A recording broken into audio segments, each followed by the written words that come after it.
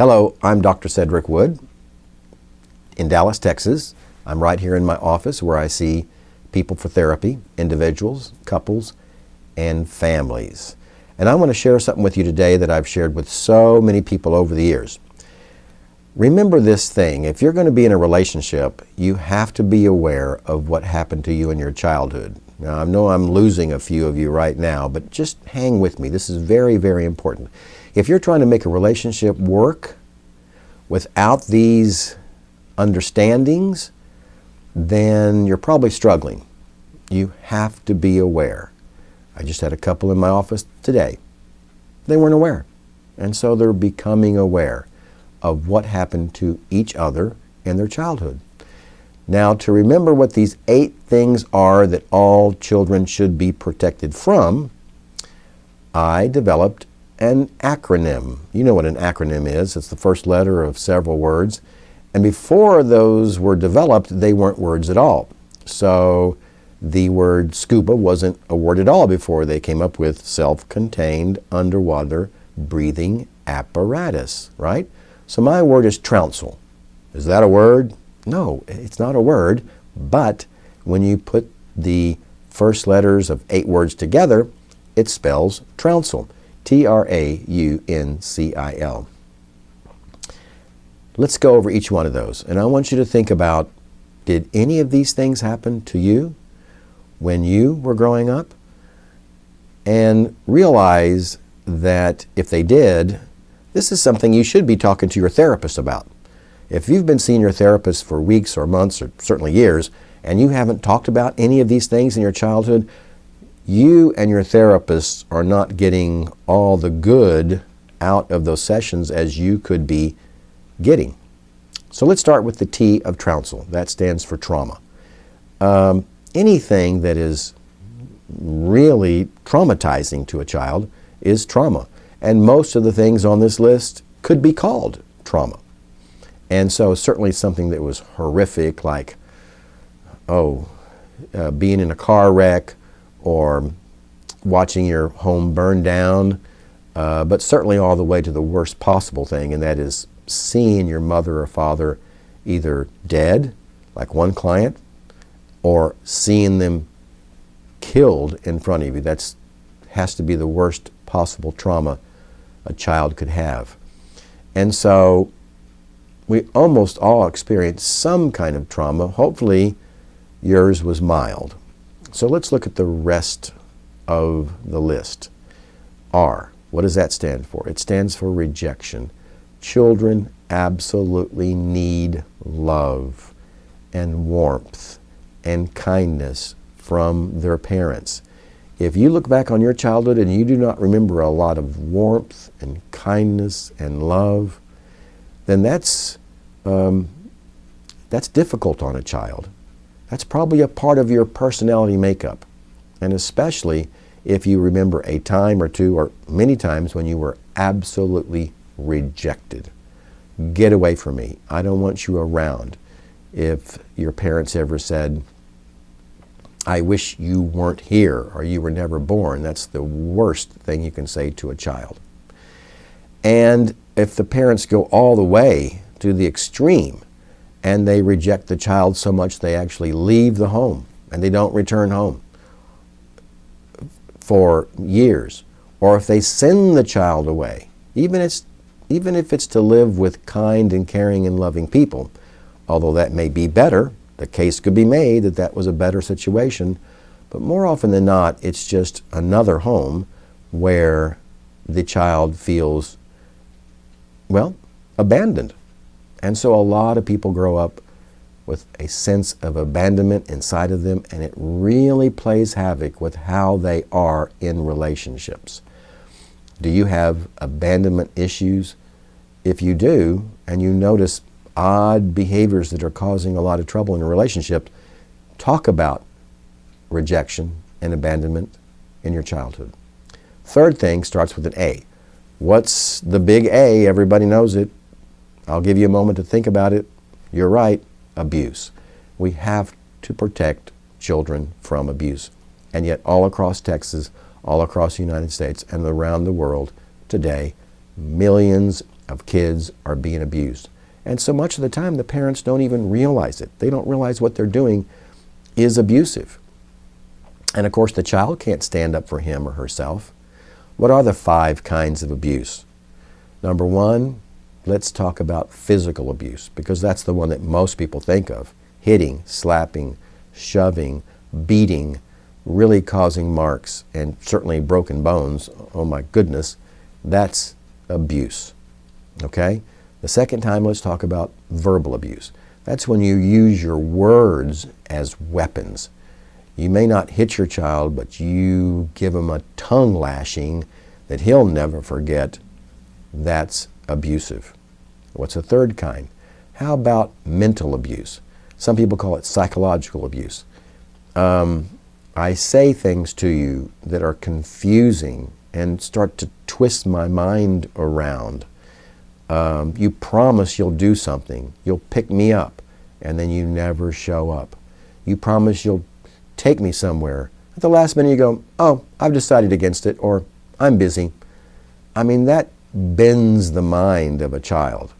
And this is not too far different from the fourth kind of abuse, emotional abuse. And really, the great John Bradshaw said, it's all emotional abuse because they all hurt the child so deeply. And the last kind of abuse that you read about and hear about, of course, is sexual abuse. And that absolutely needs to not happen in homes, and yet evidently it's happening all over the place.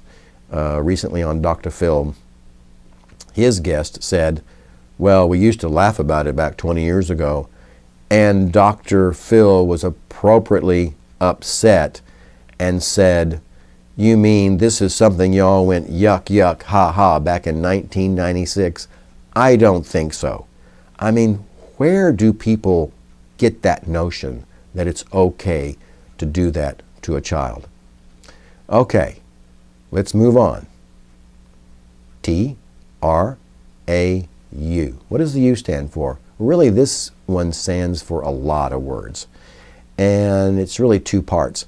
I'll start with the fact that there's a lot of behaviors that they're not that bad. They're not really abuse. But if you do these behaviors over and over and over again, year after year, it slowly wears away at the sense of self of the child. A healthy child or adult is somebody with a healthy sense of self. I know who I am. I like who I am. I feel comfortable in my own skin. And so you've heard your whole life about self-esteem, self-worth, self-love, self-regard. These are all part of having a healthy sense of self. What wears away at that? Many words start off with the letter U.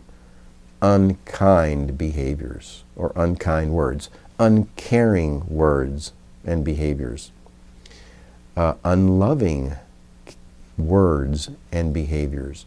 And there's so many more things like behaving in an unfair way, and it undermines the self-esteem of the child. And we have to learn about those behaviors and resist doing them. Now, the other word that's really hugely important is unhealthy communication. This is absolutely necessary not to do so that the child can grow up happy and healthy. And the person I think of most often is the great psychiatrist R.D. Laing. That's R.D. Laing, L-A-I-N-G. And he wrote a chapter many years ago in 1965 that he called Confusion, Conflict, and Mystification. And what was that? It's when parents second-guessed their children's thoughts, their feelings, their dreams, their hopes, their fantasies. They would think about it for a moment and say, well, that's never going to happen, or worse yet, you don't really feel that way. Or that's not what you think. What you're thinking is, and I guess the parents think they're being helpful, but they are doing their child a great disservice. You have to reflect back to the child. Even if you don't like what they're saying, you've got to accept. So it sounds like you're feeling scared about going to the first day of school.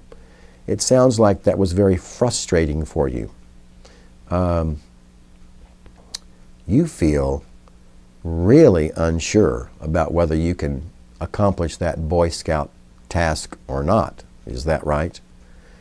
And you just validate what they're sharing with you, whether it's sadness, fear, jealousy, embarrassment. Well, sure, you were embarrassed. You thought that it was a costume party, so you wore your Superman costume and you got there and nobody else had their costumes on. Oh, I'm so sorry. That was really embarrassing. You have to go with it. Most parents think they want to rescue their kids from feeling those things. No, no, no, you weren't that embarrassed, or nobody noticed, so don't worry about it. We think that we're helping them feel better, and in certain times and ways that can work. But really be careful of rushing to talk a child out of their feelings.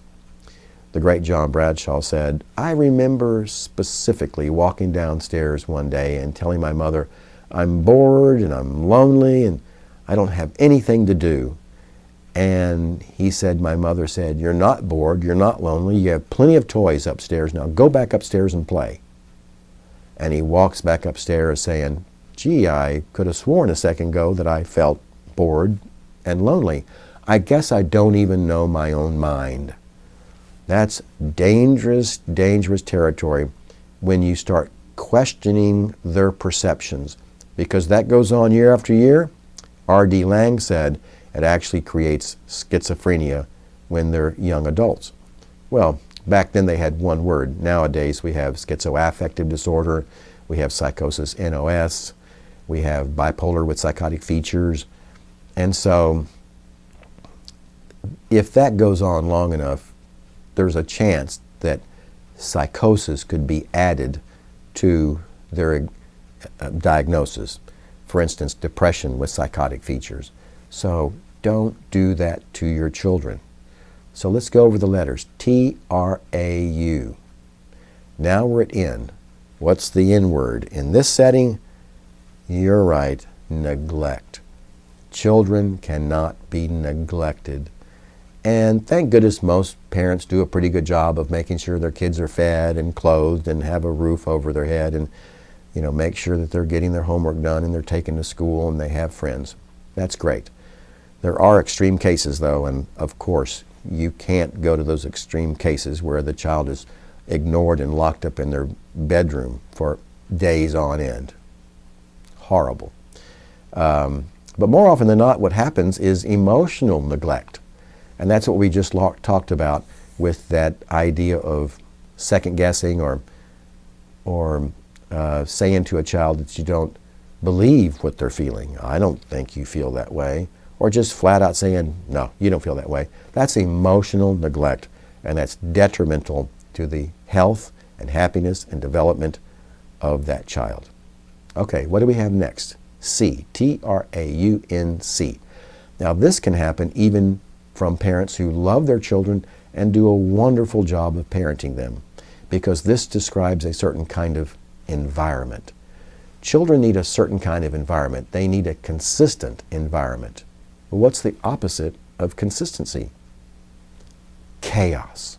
And so often it's conflict in the home that creates that chaos that is very detrimental to the child's development. But one type of chaos that a lot of people don't think about is moving so often. Children are resilient. They can handle a move when they're 5 or 10, you know, to a new town. They'll make new friends and they'll be fine. I would say a lot of kids can even handle 2 moves in their childhood. But when it gets to be 3, 4, 5, 6, 7, you are really setting that child up for depression, for anxiety, and for relationship problems when they get a little bit older. So really examine yourself. Do you have to move? Because if you don't have to, don't do it. They need consistency. And another thing, conflict. If you and your wife or you and your husband are arguing a lot and you say to yourself, well, we're keeping it from the children. We don't argue in front of them. Well, that's great. Good for you. I hope you're succeeding at that. But so many couples think they're succeeding, and they're not. Their children can hear the arguing. They wake up, and they hear it across the house, and it scares them, and it worries them, and it robs them of their peace of mind. Try to banish chaos from your child's life. Now the next one, I. What does that stand for? Well, this one is a strange one because a child would say to you, no, no, we like this. Bring it on. This makes us happy. Okay, what should we protect children from that makes them happy? And if anybody says ice cream, I'm going to scream. Well, that's actually kind of a clue. Because if you give a child all the sweets and all the food that they want, that's called indulgence. The I stands for indulgence. You know it more commonly as spoiling a child. And if you want to call it that, that's fine. Just as long as you don't do it to your children or your grandchildren. It's not healthy. There are so many adults that are struggling in life so terribly because they were spoiled, because they were indulged as children growing up, and they never learned limits and boundaries and rules and expectations and consequences if you don't follow those limits and rules.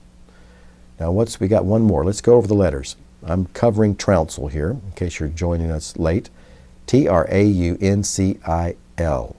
What does the L stand for? This one is really important. Not only does it set a child up for depression and anxiety, but if it's a significant event, it could actually steer them towards sociopathy or even psychopathy. And the L stands for loss. If a child has love and they're doing good and they have a loving parent, but if for some reason that parent dies or the parents get a divorce and a loving, caring parent leaves, just has to go away. Yes, that's abandonment. We talked about that, but it's also loss. We have to understand that children need to be protected from loss. A grandparent could pass away. A puppy dog could die. We can't really protect them from every loss, but we can be there for them when it happens. The worst thing you can do is try to minimize the loss. Well, it was, your dog was old. I mean, they were ready to go. Now they're in a better place. Well, you might say that a little later, but that's not the leading comment. The first thing to say is, this is a tragedy. This really is sad. I can see that you're sad, and I'm sad too. This is a sad, sad moment. We really miss our dog, or we really miss grandmother.